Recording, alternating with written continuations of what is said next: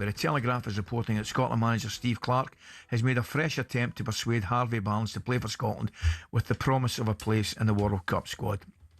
Now listen, mate, no brainer. Right, Harvey Barnes, think about it.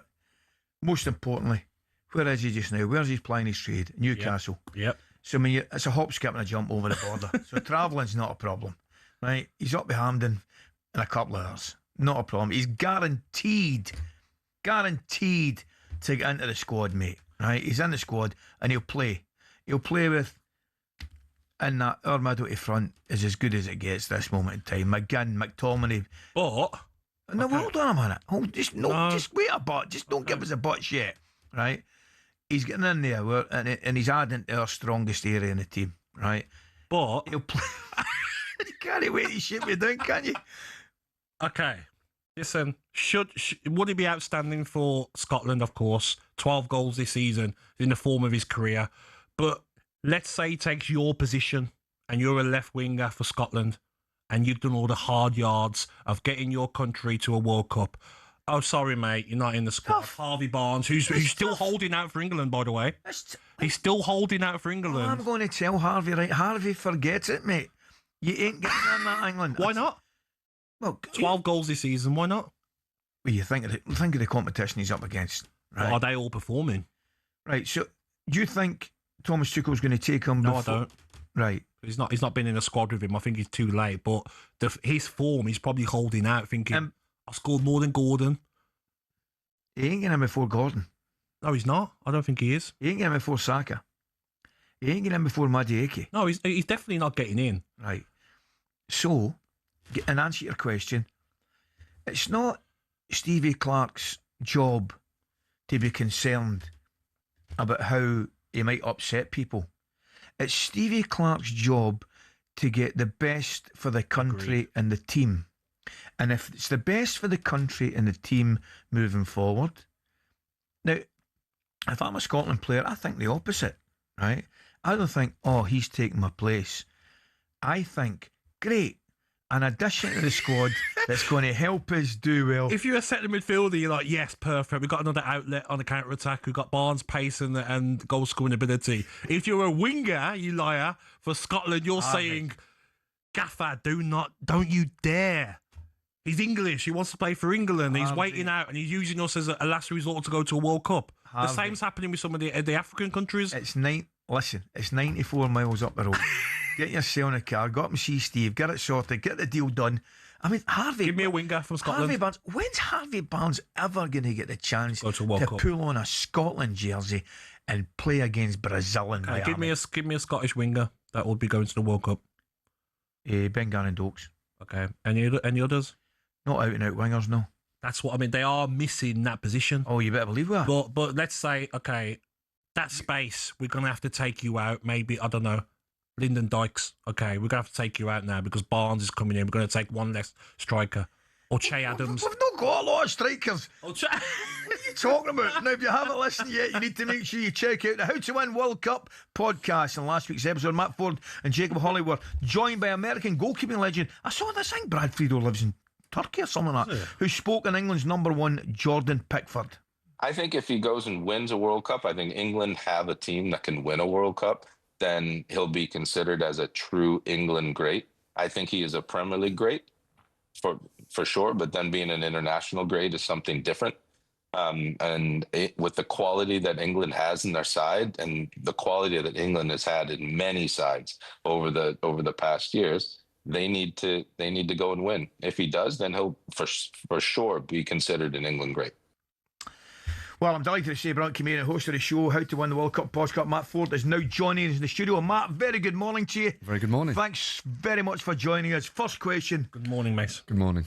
Harvey Barnes, he's got to go to Scotland. Oh, it's got to. He's got to. It'd be mad not to. He's so good. You'd be crazy, wouldn't you? But I'd speak to loads of Scotland fans that are like, no, he made his choice. Yeah.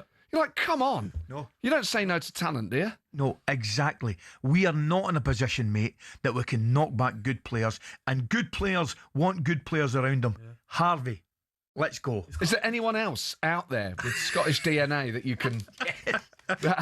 You're sitting next to him. Believe it or not. I've got Scottish in me. Have you? Yes. Yes. Airdrie. Airdrie. Adrian Shots. Airdrie. Correct. Yeah, I know. I know Scotland, mate. Do, mate? I do. Was my biggest regret playing for England and not playing for Scotland. So, Are you serious? Harvey Barnes, don't do the same thing. It's your biggest regret. You didn't know that? Playing for I want to England. play for Scotland. There you go. Did you really? Yeah, that national anthem wasn't Oh man, Flower of Scotland, unbelievable. You're getting me all sentimental, guys. We need, because you've got a lot of things going on. You've got a tour going on at this moment, a stand-up show called Defying Calamity, right? That's right. How do you go on tour and defy calamity? Well, Surely they go hand in hand. yeah, well, they do a little bit. Yeah, it depends how the gigs go, but it's just great fun. You know, as you know, I do like lots of impressions of politicians and a few football and cultural people, and then I talk about having survived cancer a couple of years ago and the changes to my body as a result of it. So it's like mixing the personal with the political, and it's just great fun. You know, it's good to be alive. Do you know what I'm dying to ask somebody like yourself, Matt? Where do you just get an idea? Obviously, when you've got a tour planned, you'll go and you'll do a script and you'll have a line you'll follow. But where do you see the humour? Where do you find the humour? Is it in everyday life? It's everyday life, and I think I watch a lot of the news, and then you see sort of hypocrisy or incompetence. You know, they're always like good things. But what I often try and do is I do this whole thing about. So I had the base of my spine removed, so I've lost bladder and bowel function, so I've got a colostomy bag and I have to catheterise. I'm currently having treatment for erectile dysfunction on the NHS. So that I'm not just going from like, here's a Trump impression and Keir Starmer to that, I'll sort of blend the two and say, who would I rather have as my doctor? Would I rather have Keir Starmer? Look, the reality is, you're in a situation now where you're probably never going to have a sex life that you would fully enjoy. There is no sensation in that area. Or would you rather have Trump going, I think it's going to get bigger than it ever was, and I think you're going to have a wonderful time. People are going to say this guy is going to make a lot of people very happy. Well, see, there you are. That's what I'm going to ask you, because what you're talking about, what you're talking about and what you're dealing with is an extremely serious situation, right? And I don't think for a minute you're underestimating the importance of it. But is that a great way to handle it with humour? I think so. You got to, and I think we all do. And I think we're really good at that here. And I think anyone who's been in that situation develops a gallows humour. And you know, football really helped as well. Football's like amazing. And Stuart Pearce, who I know is a good friend of yours, great lad. He came to visit me in hospital a few times, and I never really appreciate this. He's one of the wisest people I've ever met. And I thought he was going to give me advice on pain. And I'm a Forest fan. He's my number one. He went, what you got to understand, you know, is how social circles work. You know, it's people who's on the periphery. You know what I mean, Gabby? He knows what I'm talking about at the end of the day. You know what I mean? It's people who's on the periphery. They're going to be the ones that are saying, you know, I don't know how to handle it, if you know what I mean, you know? Do you know what Pierce's strength is? Well, it certainly used to be. You'll find it was dishing out pain. There's a difference, mate. Pierce's strength was dishing out pain. I'm joking, of course. Tell me the venues, where you're going, where you're going to be, and how's it all going? Because you've started. Yeah, so started in Birmingham last week. This week I'm doing Lancaster and Brighton, and I'm going all over the UK. A few nights at London's Bloomsbury Theatre. Just added another one there. Yep. And Nottingham Theatre Royal. mattford.com. There's 50-odd dates on there. Going all over. Magic, mate. And life's good. Tell me about the podcast. Matt, did I read that? Did I hear that? Because I saw Brad Fido. Is he in Turkey? Yeah, he's in Turkey. He was in Turkey. Because I was watching it, and is it his daughter's at uni there or something? Yeah, he splits his time between Turkey and the Bahamas. Oh, wow. He's done all right, hasn't he? Yeah. Oh, it must be nice. Half, I know. I have to ask you though, Donald, you know, what do you think about the World Cup coming to the United States or America? Do you think that England have a chance? I think, firstly, I just want to say, Gary, it's great to meet you. You're probably one of the greatest Irish players of all time, and the touchdowns you scored were probably the best we've ever seen, and everybody says it. They say, no one scores a touchdown like Gary. He's the best. Gary. I think England are good, but I think as long as Mexico don't win it, I don't mind. That would make me feel very, very sad. Man, yes, mate. But we're good at defence. We know how to build a wall. I'm watching you there, right? I'm watching you there. How important, right?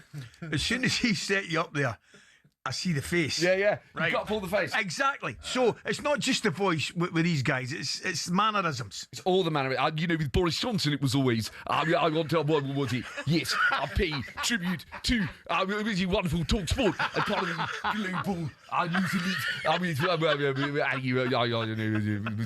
Rangers, Glasgow, Rangers, screaming.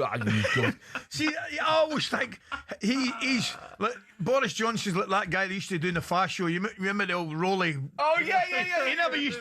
Exactly. Never used to say anything. No, but he used to, you've got to spin like multiple plates, and then there are others where Tony Blair much more upright and far more. Look, putting things into a context, Ali. I think particularly what you achieved at Rangers was something unique, and you go through a period like that where the parity between Scottish football and English football back then was so much closer. The context was completely different, and I think you did a great job. I've got one more, Donald. I've got a cousin that lives in Haiti that wants to come to America for the World Cup. Can you help with that, please? Haiti. Why do you think they call it that? Funny how the name, it suggests something bad to me. Why would you live there? They're full of hate. They're trying to ruin what we're doing. People say that I'm Haiti. They say that. I think it's very sad. Matt, brilliant, mate. I've not even had a Legends. chance to talk football, mate. I've got to go to the news. Continued success. Thanks for coming in. Legend, Brilliant to see mate. you, mate. Legend. Always a pleasure. Thank you, mate. Magic to see you, mate. Alongside hosting talkSPORT How to Win the World Cup podcast, Matt hosts a political podcast also, British Scandal, with all episodes, I beg your pardon, now on Audible, released weekly. And do not forget the tour. Get along to that.